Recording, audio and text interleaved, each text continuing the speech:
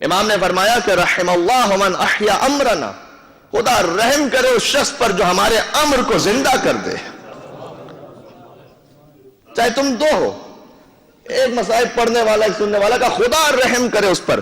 فرمایا انی احب تلک المجالس، ساری دنیا اہل بیت سے محبت کرتی ہے، کہ انی احب تلک المجالس، میں ان مجالس سے محبت کرتا ہوں.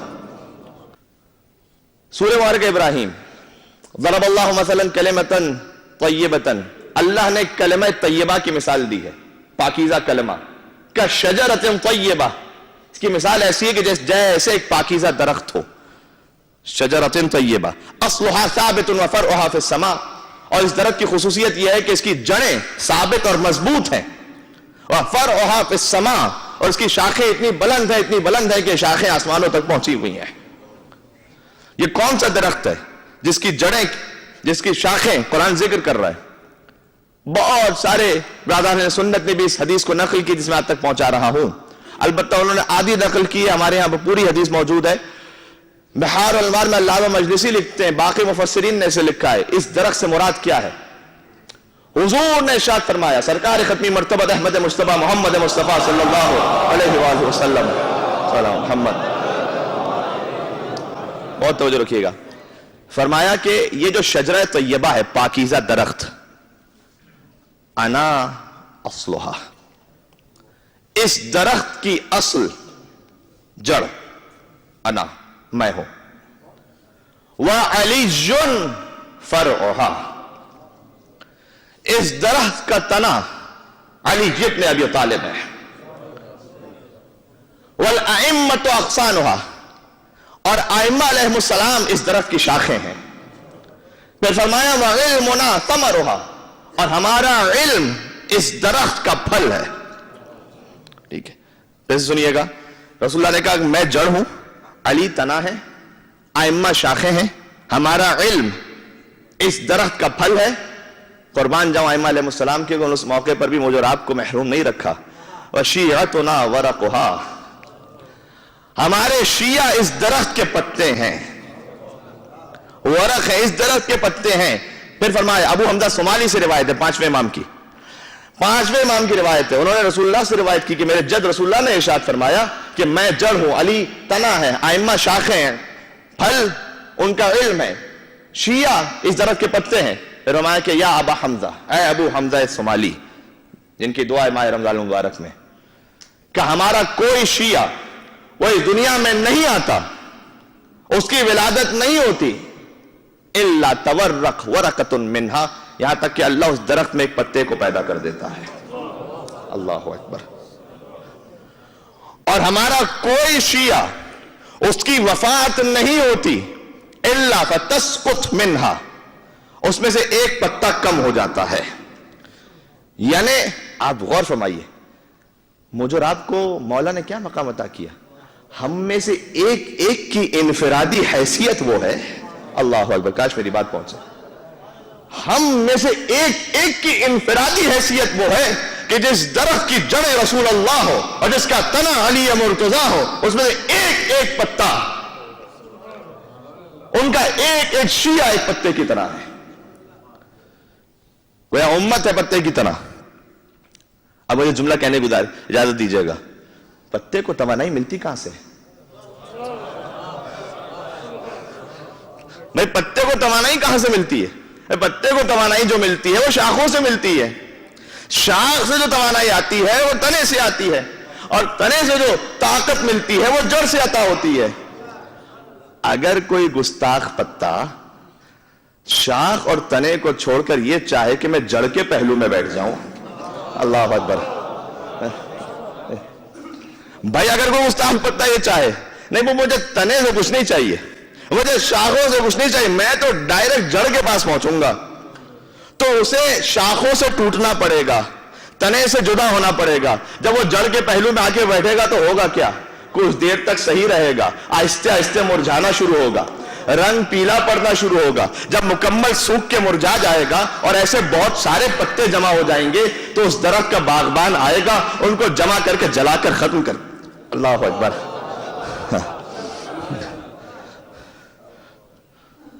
جو ترتیب اللہ نے رکھی ہے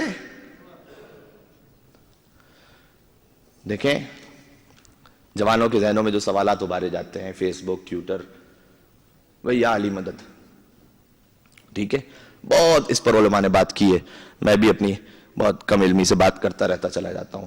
کیا اس پہ گزارش کی یا علی مدد؟ یا علی مدد کا مطلب کیا ہے؟ یا علی مدد کیا یا اللہ مدد سے جدا کوئی شے ہے؟ کوئی جدا کوئی شے ہے؟ دیکھیں طریقہ کیا ہوتا ہے، میں فطرت کی بات کرتا ہوں، قرآنی آیات بھی اس پر ہیں، احادیث بھی اس پر ہیں، لیکن قرآنی آیات احادیث سے ہٹ کے میں فطرت کی بات کرتا ہوں. فقیر گیا کسی در پہ مانگنے کے لیے، اس نے دق الباب کیا، تو جو گھر سے باہر آئے گا اسی سے مانگے گا نا. آئے ہائے ہائے سبحان اللہ. بھائی فقیر کسی در پہ مانگنے کے لیے گیا، اس نے دق الباب کیا، اب جو باہر آئے گا اسی سے مانگے گا نا. میں اللہ کے در پہ مانگنے کے لیے گیا، میں اس سے دعا مانگ رہا تھا، میں نے خدا کا باب رحمت دق الباب کیا، پروردگار تجھ سے عطا ہو جائے. اب جب دیوار کعبہ شق ہوئی تو علی کے علاوہ کوئی باہر ہی نہیں آیا. صلوات پر محمد و آل محمد. اللہ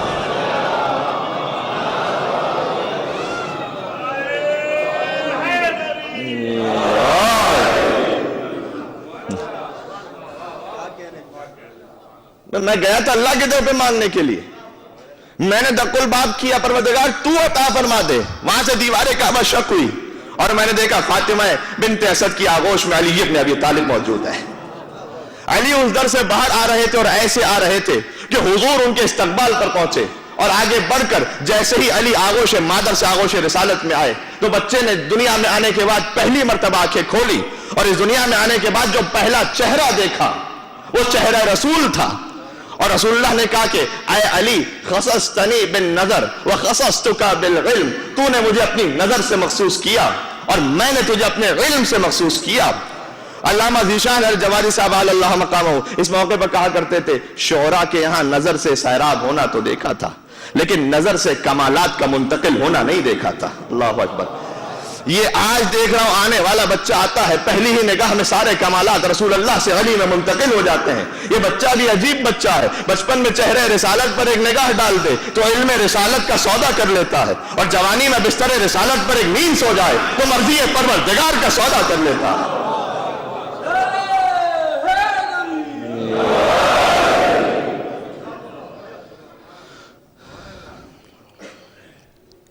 اور مجھے اس پہ بہت زیادہ ظاہر ہے کہ آگے نہیں جانا، میرا موضوع کچھ اور ہے، لیکن ایک جملہ یہاں پر کہہ دوں.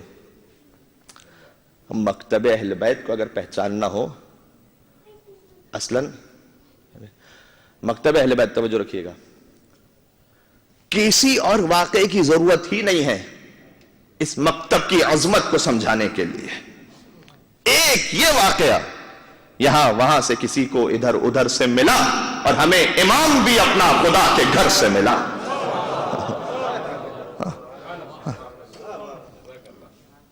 تو جو خدا کے گھر سے مل رہا ہے بھائی ہم اس سے مدد مانگ رہے ہیں، یعنی خدا سے وہ عطا کر رہا ہے، لے کر عطا کر رہا ہے. اور ہمارے جب وہ تشریف لائے میں نے اس کے ایک جملہ کہہ دوں، یہ عظمت امیر المومنین علی بن ابی طالب علیہ الصلوۃ والسلام صلی اللہ علیہ.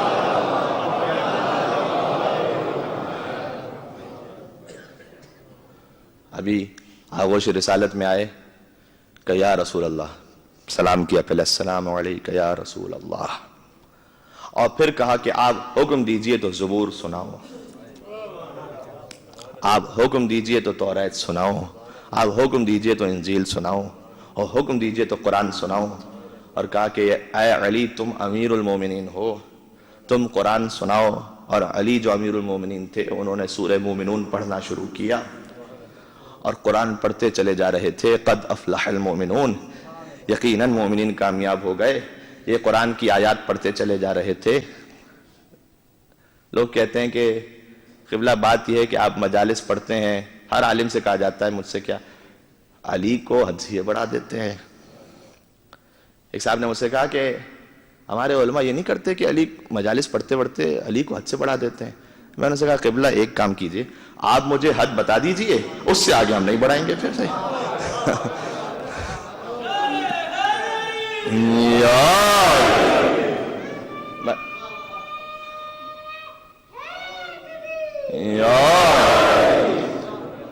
بھئی آپ حد بتا دیجئے، اس سے ہم آگے بڑھائیں گے نہیں. حد سے بڑھا دیتے ہیں. رسول اللہ کے بارے میں تو قائل نہیں ہے کہ رسول اللہ جب دنیا میں تشریف لائے انہوں نے قرآن پڑھا. علی جب دنیا میں تشریف لائے تو آپ نے روایت یہ سنا دی کہ علی آئے آغوش رسالت میں قرآن پڑھنا شروع ہو گئے. بھئی علی نے وہ کام کر لیا جو رسول اللہ نے بھی نہیں کیا تھا. ٹھیک ہے، رسول اللہ قرآن نہیں پڑھا تھا، علی نے آگے قرآن پڑھنا شروع کر دیا. میں کہتا ہوں بنتا ہی ہے کہ علی پڑھیں، بنتا ہی ہے کہ علی پڑھیں. ہر شخص ہر ایک بات کو غور کیجئے گا، ہر شخص ہر ایک بات کو پاتا ہی نہیں تھا، ہر لفظ ہر ذہن میں سماتا ہی نہیں تھا. قرآن سناتے بھی بھلا کس کو محمد، قرآن کسی اور کو آتا ہی نہیں. علی کو بھی جو ملا ہے انا عبد من عبید محمد، فرمایا کہ میں رسول اللہ سے 1000 باب میں نے سیکھے ہیں، ہر باب سے 1000 باب کو نکالا ہے. علی شاگرد رسول ہے. ٹھیک ہے، بلکہ ایک روایت گزارش کر دوں، شاگرد رسول ہے اور چونکہ استاد باپ کی جگہ پر ہوتا ہے. انا و علی ابا هذه الامه، میں اور علی اس امت کے باپ ہیں. اس کا مطلب کیا ہے؟ ظاہر ہے کہ وہ نسبی رشتہ تو نہیں ہے، وہ سادات کا تو ہے رشتہ، لیکن میں پوری امت کی بات کر رہا ہوں، پوری امت کے اعتبار سے نسبی رشتہ. لیکن چونکہ رسول اللہ اور علی مرتضی امت کے اعتبار سے استاد کی جگہ پر ہے، آقا ہے، مولا ہے، امام ہے، گویا باپ کی طرح ہے. لیکن جب علی اور محمد کی بات ہو تو محمد مصطفیٰ علی کے بھی باپ کی طرح ہے. یہ اپنا جملہ نہیں کہہ رہا، 8ویں امام کا جملہ ہے. یہ قربان ہو جاؤں اس جملے پر کہ جب امام کے کسی صحابی نے مولا سے پوچھا، 8ویں امام سے، کہ مولا آپ مجھے بتلا سکتے ہیں کہ آپ کے جد رسول اللہ کو ابو القاسم کیوں کہتے ہیں؟ مجھے بتائیں گے ابو القاسم کیوں کہتے ہیں؟ وہی ابو القاسم کے جب ان کا نام گرامی آتا ہے تو آپ خطبے میں درود بھیجتے ہیں، اللہم صلی علی محمد.